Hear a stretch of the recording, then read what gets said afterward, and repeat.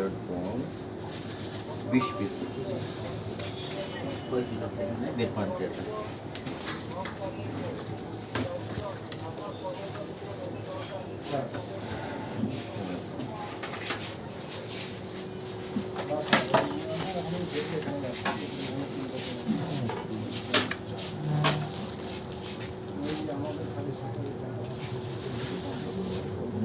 বিশটা শেষ হয়ে গেল।